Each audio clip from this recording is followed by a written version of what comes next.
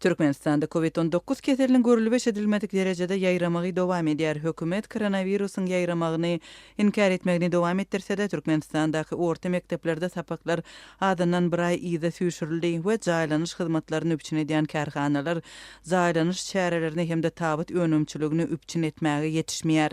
Türkmenistanyň paýtagtynda ölüm derejesiniň epesli ýokarlanmagy derarly merhumlary jaýlamak hyzmatlaryny üpçün edýän kärhanalar gyssagly ýagdaýda işleýärler we merhumlary jaýlamak boýunça gyssagly alyp barýan işlerinde ýetişiksiz günä galýarlar.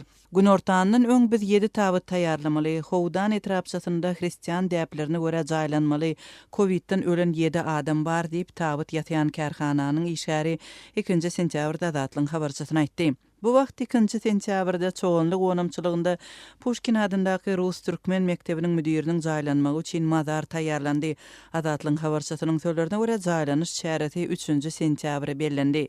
Ortiýet Federasiýasynyň Türkmenistandaky elçihanasy 2021-nji ýylyň 1 sentýabrynda Pushkin adyndaky Rus türkmen mektebiniň direktory Yelena Systsowanyň 1 sentýabrda aradan çykanlygyny habar berdi. Elçihananyň resmi habarynda onuň ölüminiň sebäbi görkezilmedi. Aşgabatdaky Rus türkmen mektebiniň okuwçylarynyň enatalarynyň azatlygy aýtmagyna görä, birnäçe gün odal mektep direktory Yelena Systsowanyň we onuň bu mektepde işlän ejesiniň koronavirus bilen keselhana ýerleşdirilendigini habar berdi. 1 sentýabrda onuň ölümi mektep ýygnagynda eglan edilipdir. Müdiriň ejesi reanimasiýada galýar. Bu aralykda Azatlyň Aşgabatdaky çeşmelerine görä 2 sentýabrda Aşgabatyň etegindäki çoğunlyk onamçylygynda jemi 60 sany gubur gazylypdyr.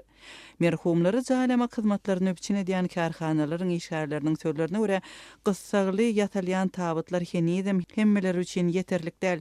Tabyt ýetmezçiliginden başga da maddi serişdesi bolmadyk adamlar plastik paketlerde jaýlanýar.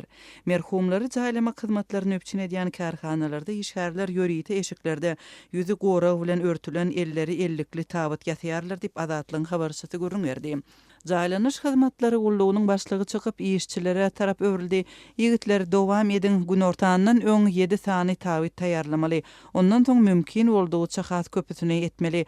Morgda jesetler köp bolan soň bu tabytlar diňe garyndaşlary tabytlary ýasatmagy tanışlygy bolanlar üçin merhumlaryň garyndaşlary bolmasa olar plastik paketlerde jaýlanarlar diýdi diýip kärhananyň işgäri görünýärdi. Türkmenistanyň kronikasy neşrine görä soňky günlerde jaýlanyş we ýaz çäreleriniň sanynyň epesli artmagy sebäpli bu maksatlar üçin kärendesine alınýan çadırlaryň bahasynyň ýokarlanmagyna getirdi.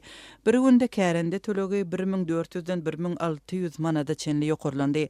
Dawaralar, toýlar we ýubileýler bu günlerde gadagan şeýle de bolsa çadırlaryň eýleri tersine hyzmatlary islegleriň azalmanlygyny öňe sürýärler diýip neşir belliýär. Türkmen News online neşri bolsa ýurtda tabytlaryň bahasynyň ýylyň dowamında 1200-den 1500 manada çenli ýokarlananlygyny we käbir maşgalalarda hatda iň ýöneki jaýlanyş dawarasy üçin-de ýeterlik puluň ýokdugyny habar berýär. Ýurdun hemme ýerinde koronavirus keseliniň ýaýramagy we ondan ölüm hadiseleri köpeldi. Paýtagtdaky we sewetlerdäki hastahanalaryň köpüsi täze hastalary kabul edip bilmeýär. Köp hastalar öýlerinde bejer almaly bolýar. Ýurtda koronavirus keseliniň bardygyny ikrar etmeýän Türkmenistanyň häkimetleri bolsa karantin çäklendirmelerini girizmegi we berkitmegi dowam etdirýärler.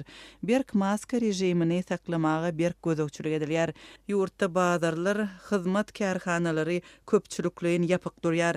Ýurdun universitetleri bölekleýin online okuw tertibine geçirildi. Orta mekteplerde bilim wagtlaýynça toktatyldy.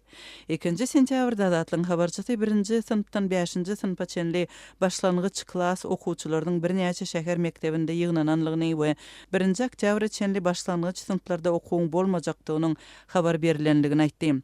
Azatlyň habarçylarynyň sözlerine görä, owy ýerlerinde häkimetler adamlaryň üýüşmeginiň öňüni almak üçin wagt edýärler. Wagt nesihat işlerine çekilýän ýaşullar ýyrat bilen duşşuk geçirýärler we köpçülik bolup ýygnanmazlyga, ýaz ýerlerine barmazlyga ündüýärler. Şeýle-de adamlara ýygnanmagyň gadagandygyny düşündirýärler. Bu aralykda Türkmenistan döwlet gararsızlygynyň 30 ýyllygyny bellemäge taýýarlanýar. Resmi dawaralar münasibetli häkimetler öňküsi ýaly köpçüligi ýygnamak we ýörüşleri guramak däbinden el çekmeýärler. Türkmenistanyň prezidenti Gurbanguly Berdimuhammedowyň buýrugy bilen Türkmenistanyň gararsızlygynyň 30 ýyllygy münasibetli harby parat geçirilýär.